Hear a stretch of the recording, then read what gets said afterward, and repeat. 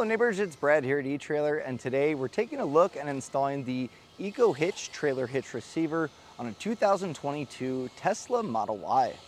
Now this is what our hitch looks like when it's installed, and that's the magic of this one in particular that makes it a little bit more unique.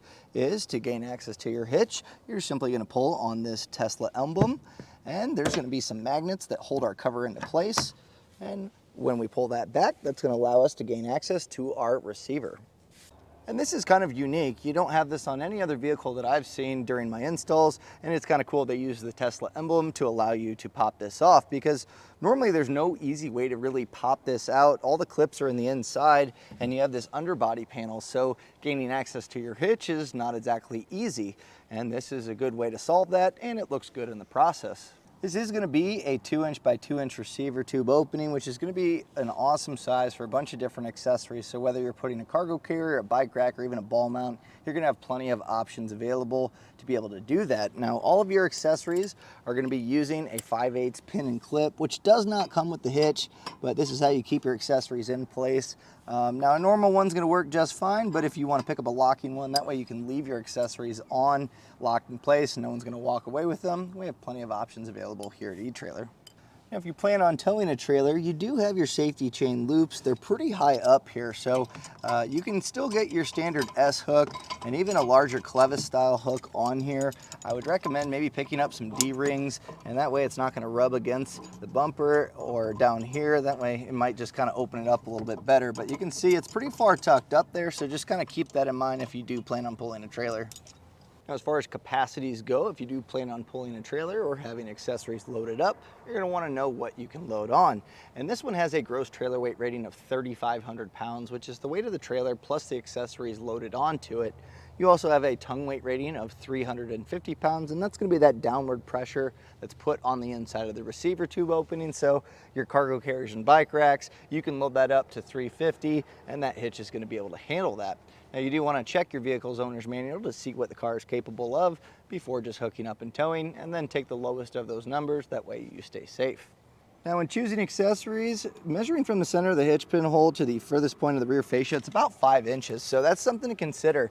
If you're using a fold-up accessory or even a ball mount, you're going to want this to extend out far enough to not make contact with your fascia. So that's something to keep in mind. Now, as far as installation goes, I would say that this one is intermediate at best. It's not terribly hard, but you do have to take the fascia off as well as the taillights to be able to bolt this up behind your bumper beam. But overall, if you kind of follow along with our install, you should be able to get this knocked out with a basic set of hand tools. So let's take a look at that now. We're going to begin our installation. We're going to open up our rear hatch, and we're going to want to make sure that we get our scuff panel taken off here. Now, there should be some internal clips here that will pry up to get this scuff panel taken out. So pretty easy here. Normally, if you can get a plastic trim tool, you can kind of start prying up here. So you want to make sure that you're not cracking this. So we're going to kind of just start on the edge here. We're going to try to get one of our clips to pop, which we got one there, which I can hear.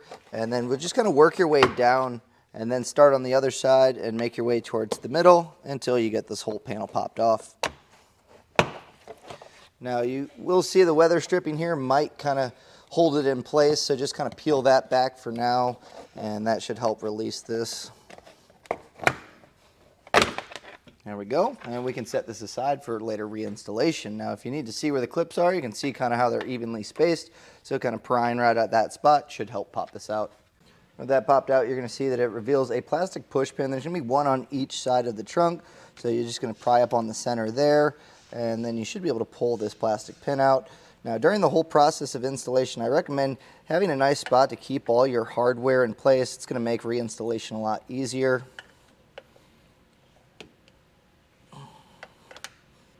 Make our way to the top of the taillight where there's going to be this plastic cap. And again, using my plastic trim tool, I'm going to kind of work around these edges here until we get this to pop off. And that just kind of twists in there, so just a little rotation, I was able to pop that out pretty easy. Next, we're going to need to remove our taillights, and it's really just the plug and then 2 8mm nuts. Now, it's going to be a little bit tricky to get into this spot, but what we're going to do is we're going to try to peel back this, just this cover area, and that should give us just enough to kind of be able to get to those nuts. So just kind of peel back that weather stripping, and then you're going to work your way up here to kind of try to peel this back. Now we'll get to this part here, and it might separate from the plastic, which is totally fine. In fact, that's going to give us a little bit of room to work here. And then to get the taillights out, you're going to see it's kind of hard here. There's a stud here, and then one that's close up to the plug. It's going to be an 8mm nut. So if you can get a ratcheting 8mm in there, that's going to be your best option. Just make sure you don't drop those nuts. So I found that if you just kind of rotate a little bit to loosen it, the rest of it you should be able to get with your fingers. It's not on there super tight. Again, just make sure you don't drop it, otherwise you're going to be having to find that with a magnet. So as I mentioned, they are pretty small here, so just make sure once you loosen it and your hand threading it off, just have your hand ready to catch it in case it falls. Now the other one is right up here, so we'll get that one off. Now to unplug our light, there is going to be a lock on the clip, so just pry that red tab back, and then you should be able to just kind of push on that and pull your plug out. Now to get the taillight out, you can see it's pretty tight here, and our plugs that kind of go into the body are right about this area. So I'm going to go ahead, I'll raise this up, our charging port, and then I'm going to just kind of work this back and forth until we can get these to pry off. Now pull straight back towards you, and then we should be able to get those to pop out. So again, there's our plugs. That's kind of what we're pulling. So you do want to kind of go at a straight motion to get this out. So go ahead and get the other side of your vehicle, that taillight taken out. With our taillights out of the way, you're going to see there's a 10mm bolt here. We're going to remove this, and this is going to be on both sides of the vehicle. Now we're going to come to our wheel well liners, and we're going to have 2 plastic push pins on each side of the vehicle. So we'll get those popped out. So now underneath we have this underbody panel. We're going to remove all the hardware that kind of runs along this edge. So we have 7 10mm bolts, and then we also have 6 plastic push pins. So we'll go ahead and get these all removed.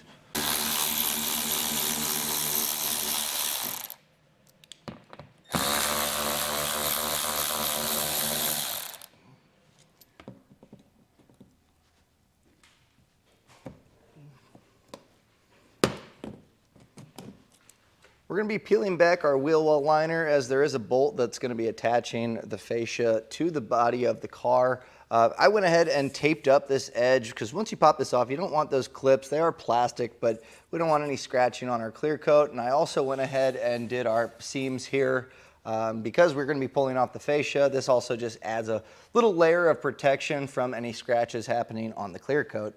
So to get this wheel well liner out, you can kind of just peel back on the inside here, and then if you can get a finger behind there, you just put a little bit of pressure. It looks like we got this side already kind of popping. You can kind of work your fingers down until we get it here.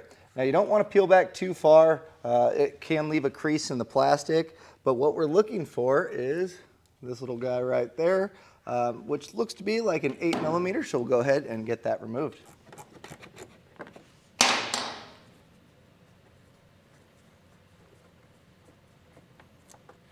We'll go ahead and repeat this on the other side.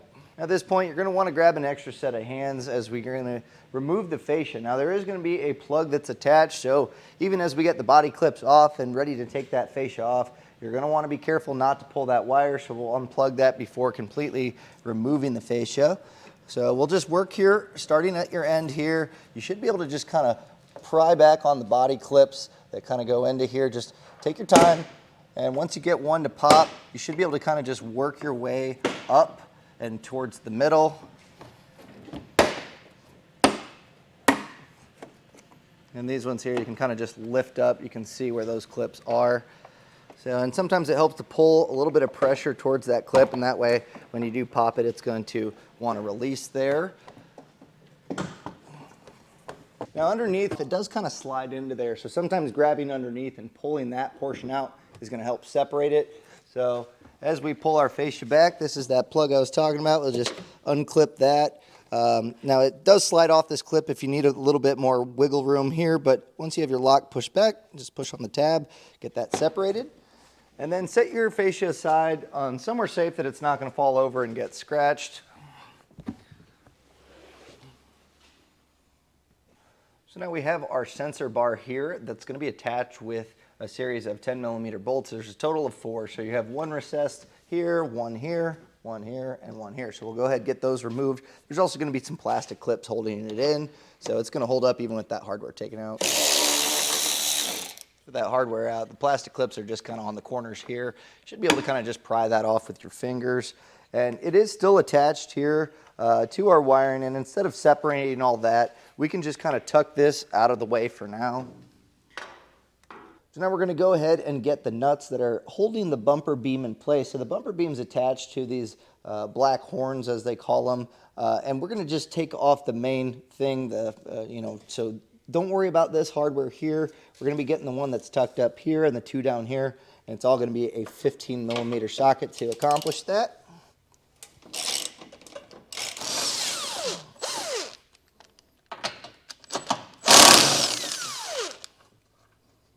We'll go ahead and do the same on the other side. Now, once you get the last nut off, hold on to the impact bar here, and then we'll slowly be able to slide this off. And we'll just set this down for now.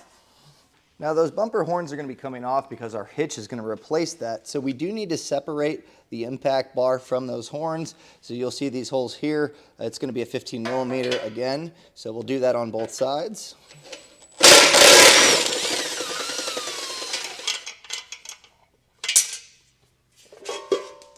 Now, once you get the 3 nuts off, keep all your hardware handy because we're going to be bolting the hitch up to it. And on your passenger side, if you flip your horn around, you're going to see a 13mm bolt that's attaching that. We are not going to need that for reinstallation, so you can take that out. So now you're going to want to lay your hitch out, and that way we can place the bumper beam on top. And with the hardware that we took off previous, we're going to have that handy so we can get this tightened down. So just align it with those studs there. Should drop into place. And then we'll just go ahead, feed these on. It can get a little bit tricky to get these in place. So what I'm going to do is feed it in through the side. Now be careful, this is some raw aluminum that's it's kind of sharp here, so just be careful. But once you get a few threads started, then you can go ahead and start tightening these down. Now, you don't have to get crazy. I'm just going to snug them all up because we're going to come back with our torque wrench here shortly and get these torqued properly. And we're going to torque these down to the torque settings found in the instruction manual. Now, if you need a torque wrench, we have them here at eTrailer. You can generally go to an auto parts store and rent one though, and that way we can get these all torqued down properly. Now we're going to flip it over, and on that passenger side where we remove the bolt, we're going to be putting a new bolt in with a flat washer. We also have this 3/8 spacer. Now it is a little bit tight. I was able to kind of slot this in here. So if you need to, you can always go back and kind of loosen that side up, but it does slot in there just well enough. Now I might need to kind of work this along with a screwdriver or something to kind of get this in place before passing our bolt in. The Allen wrench that comes in the kit, you can use this. Try not to damage the threads on the bumper beam, but this can kind of allow you to pry this into place. That way it lines up, allowing you to get your bolt passed through. And then with a 13mm, we'll go ahead, tighten this down, and then there's also going to be a torque setting on this as well, so we'll get that torqued down properly. Now before we raise our hitch into place, we're going to go ahead and put these nylon washers on our studs. Now on the outside studs on the bottom, you're going to put 2 of them. And that's going to kind of help contour our hitch assembly on here. We're going to put 1 on the inside, and then we're going to repeat the same on the other side. So now we can raise our hitch assembly with our bumper beam attached into place. And you're going to want to have those factory nuts handy that we took off to remove all this, and that way we can hold this in place. So I'm just going to hand thread just on a few threads here, our nut, just to hold it in place so it doesn't fall, allowing us to get the rest of our hardware on the other studs. Now we're going to get these all hand threaded on. I don't want to tighten it down quite yet. Because these are slotted, there's a little bit of wiggle room to adjust the hitch to where it's perfectly aligned, and we want to make sure that it's centered up before we get everything buttoned up. So just kind of, you can eyeball it, you can measure it from side to side, and just make sure that it's evenly spread out, but that way it's nice and centered exactly where you want it. So we have this all centered up. We'll go ahead and get these torqued down to those torque settings in the instruction manual.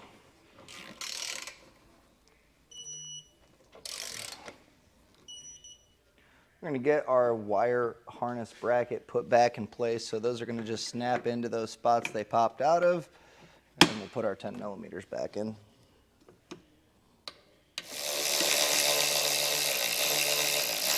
Now before we get our fascia put back in place, we're going to want to pop out our center panel as we're going to be mounting the handle and the magnet to allow this to slide into place. Now to get this popped out, there's going to be some tabs here. I'm just going to push down on those, and those are going to give me just a little bit more pressure put on the clips to make them easier to separate.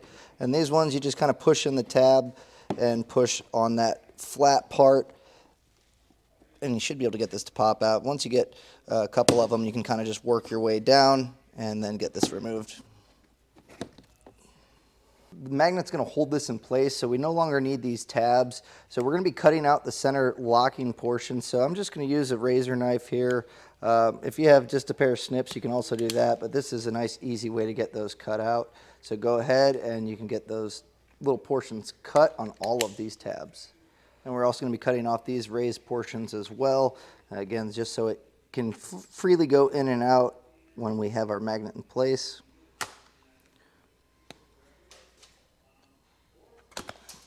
So being that this is a 2022, it must have changed from previous years. So in the instruction manual, you have like a gridded plastic that you can use as a reference for getting this mounted up.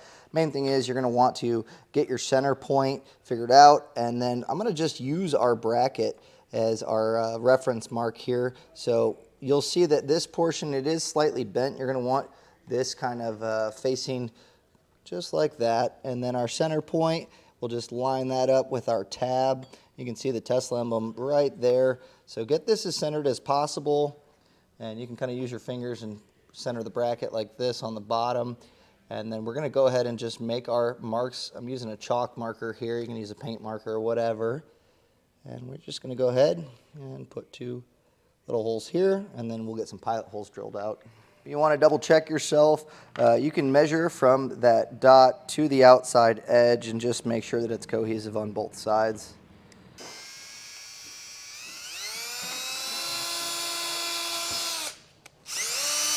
We'll do the same on this side as well. Our handle is the nice little Tesla emblem here. We're going to go ahead and take our Allen screws, pass that through, and then we have the 2 spacers. We're going to just feed this on here, and then we're going to feed our hardware through the holes that we drilled.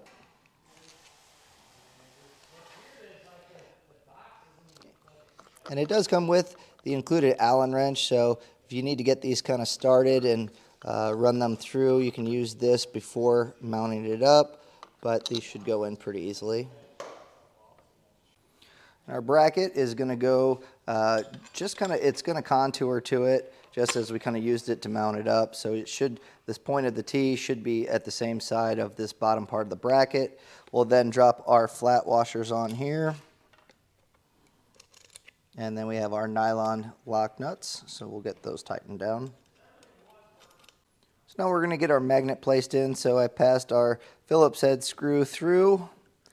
And then we're going to finish this up with a flat washer and then our nylon lock nut. And this will, 10 millimeters should hold this in place while we tighten it down with our Phillips. Now just make sure that your magnet is flush with the plate here on the bottom. And now we're going to just go ahead and get our fascia reinstalled as well as the rest of our components just in the reverse order that we took them off. And underneath can get tricky, so just make sure that this underbody panel slides in nice and evenly here. If it starts to bind up over here, I got this one kind of overlapping it. You're going to want to make sure you tuck that in, otherwise this is not going to go together too well. Now also don't forget to put those 8mm screws back in the side before popping your fenders back in. When getting your caps in place, these are side specific, and to just save any confusion here, you have this kind of arrow pointed out. The long portion here is going to stick out, so just make sure you have the correct side. This should kind of just pop in place and it'll contour to the light, and it should line up with your rubber stop. Now the last thing, we're going to put our center panel in, and so just kind of, magnet's pretty strong here, so just kind of put this in the center of the hitch. You're going to want those to align those tabs, so I'll just push in on those until it sits flush. And that was a look and installation of the EcoHitch Trailer Hitch receiver on a 2022 Tesla Model Y.